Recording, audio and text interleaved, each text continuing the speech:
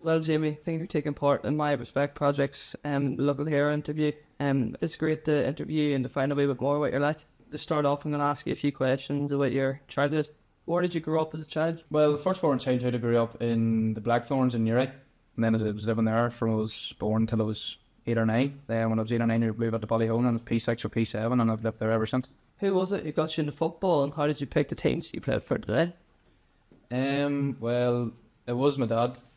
When I was a child, it would have been wrestlers. There wasn't been much football involved. When I was 5 or 6, I started kicking ball. And then my dad was always a big windmill man, so I had no choice in what I played for in soccer, so I was always going to play for windmill. And then Ballyholland was a milk team, so I just went and joined them. The way you're saying you lived in Blackthorn before, did you play for anyone before you played for Ballyholland? No, I didn't. My dad was a metals man, but I didn't have much of a youth set up when I was growing up, so it was either Ballyholland or Mayor Bridges is where my mum was from, but I had more of a tie to Ballyholland because my granda was part of the first Ballyholland team in the junior championship title, so that's how it came about to that. What school did you go to, both primary and secondary? What were they like? I went to both Albie schools and primary school, and then secondary school. St Coleman's Albie for primary school, and then on the Albie Grammar and secondary school. And yeah, I loved my time at both schools. Plenty of football, we had plenty of friends, and social football was the main thing, and got to play plenty of that both schools, so enjoyed it. Would you have had a good friendship group from growing up, and are you still friends with them to this day? Yeah, the same friend group from when I was a child up until where I am now, and like Jamie Doran, Darren McParland, all the name 10 or 11 and the same Ballyholland boys. And then I made a few friends in the Albie Grammar, which I'm still friendly with to this day, but it's still the same core group that I made when I was a child, playing for Ballyholland, going to the Albie primary, so still the same boys, yeah. I'm going to ask you a few questions about your main story, your career. Who are the clubs you're currently playing for? I'm currently playing for Newry City in the Championship on loan from Glenavon and just Ballyholland Hawks. How do you balance the soccer and Gaelic all at once? It's just something I was sort of used to from as a child. I was always going from one to the other from I was no age, and I look at it now, I don't really look at it as a balancing act. I love doing them so much, and it's not really balancing them whenever you enjoy doing them. It's just sort of finding a way to fit them both in. Whenever you're going from soccer to Gaelic, it's a privilege too, and you just have to enjoy it. And yeah, it's not really balancing, it's just fitting the time to fit them in.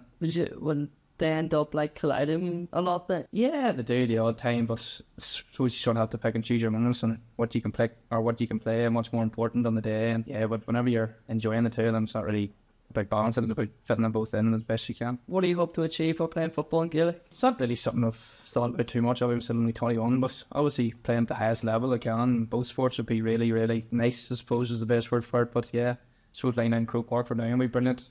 Bringing back the first senior title, the Ballyholland would also be unbelievable. And then yeah, just playing at the highest level in soccer as I possibly can, and hopefully playing both sports for as long as you can, and doing that to the best of my ability for as long as you can. Yeah. You've represented Northern Ireland on various occasions. Can you describe the first time you were selected, and what was it like? How did it feel like? Well, the first time I was 13 or 14. You don't really understand the severity of it at that age, but then when I was selected again for the under-19s to go to the elite rounds of the Euros, it was really sort of surreal. You don't really expect it whenever you're a young lad from Newry to be playing these stages, but yeah, it was obviously an honour to play for Northern Ireland at that level of football, and just surreal really. It'll not really sink in until I'm older and look back and all the players I played against and see what they're doing, and yeah, just surreal to be selected at that level. Yeah. Who was the best player you ever played against? Well, I suppose you can look at it both ways. Locally, I'll probably say playing for Linfield now would be Joel Cooper, who's just a brilliant footballer. He could definitely play at a higher level in England and anywhere he wanted to really, but yeah, he was special. And then when I played for Northern Ireland against France, two lads, Warren Zaire Emery, Matthias Tell, one of them plays for PSG, the other plays for Tottenham. They're signed in January, so them two were just leagues above us. Like, we were trying to get after them, we couldn't get down. They were just levels above, and I was just honoured to share the feeling with them too. But what about your Gaelic? Whatever you're playing against. Yeah, Gaelic, I suppose the best player playing against in Gaelic would be probably Oran Murdoch, playing for Down at the minute. He's the best footballer I've seen play anyway, and I've the joy to play with him too for Down under 20s, and then obviously it's not as nice you're playing against him against Burnham, so yeah, probably Oran Murdoch or Rory Canavan too, playing for Throne in the minute. He's a very, very gifted footballer as well. With playing soccer in Gaelic, would you also have a job alongside it? Yeah, I'm currently a uni student studying sport and exercise science in Ulster. I'm in my placement year at the Albie Grammar, so that's what I'm doing, playing football and working in the school in PE department, so suits my lifestyle, and yeah, I'm enjoying it. Have you had any recent injuries that have affected your career? What were they like? Recently, I suppose 2 or 3 years ago, I would have done my MCL in my knee. That put me out for a full year. I was 7th year in the Albie when I done that. I was just sort of, it affects you mentally more than physically, you know. Once you get the operation done, it's just rehab, and then you're back in the field. But it's just missing so much football that year and didn't get to play in Crory. I missed out on the opportunity to play for Northern Ireland under 18 schoolboys. That was just what affected me the most mentally. Then getting back from that and getting back on the field, it was just a stroll really. Once you get the rehab done, get back on the field, then it's easy. But it's just getting over it mentally was the sort of problem. Would that have been the time you would play for like Down and Northern Ireland at that stage? Yeah, well, I was meant to play for Northern Ireland under 18 schoolboys, but then a couple of weeks before the Centenary Shield, I done my knee playing a friendly for the Abbey, and then that sort of put me out. This was a couple of months too after signing my first professional contract for Glenavon, so that sort of just wiped out that season. But looking back at it now, it was probably a gift too, because it gave me a rest. I was obviously playing a lot of football, and once I came back fitter and stronger, and I was able to play better on the higher level. What would you regard as the highest and lowest point in your sporting career, and why? And the highest in the soccer would obviously be probably playing for Glenavon when I was 17, making my Irish League debut. That's probably the highest one. Or maybe lining out for Northern Ireland 19s, getting 3 taps. And then in the Gaelic, I'd probably win an Ulster title with the under 20s a couple of years ago. That was really, really special, having all your family and friends seeing there, watching that. It was a brilliant day. And then lowest would probably be any big games we've lost, or that injury maybe. The All-Ireland semi-final against Kildare comes to mind, or be it the last kick of the game. That was a sore one. Yeah, that injury that you were talking about, did it set you back a good bit? Yeah, I was out for a full, I think it was 8 or 9 months I was missing football, and it was, at that stage, there was a whole lot going on. It was, I would say, as I said, signed my first contract, playing McCrory football for the Abbey, playing for Down under 20s. And yeah, I missed a whole lot of football, but looking back at it now, it's probably a blessing in disguise. Can you tell us a little bit how you overcame your injury?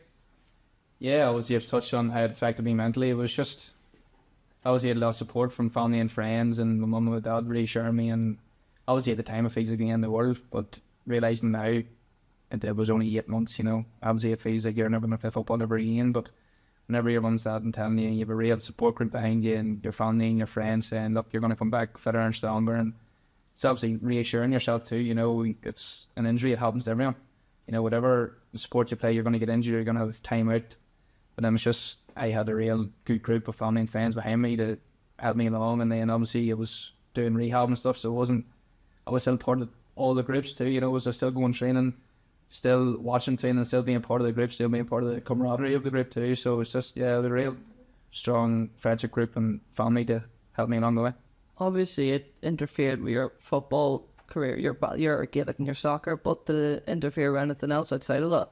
Okay, it did for a while. You're sort of down in the dumps, and you're annoyed because you can't really play football, and whenever you're not playing football as much as I did, you don't know what to do with yourself. So it's just, you're throwing yourself in whatever you can, and it was sort of what had you in bad form, I suppose, really, and you didn't really want to talk to anyone. But look, whenever you realise too, and you had the same support I had from mum and dad and friends, you sort of realise like it's not the end of the world, you're going to get through it, and them reassuring you and telling you, it's just sort of, yeah, that's what helped me, you know. What was the best piece of advice you've been ever given? Probably something my dad tells me every day before we play a game. It's always hard work beats talent, and telling us to work hard.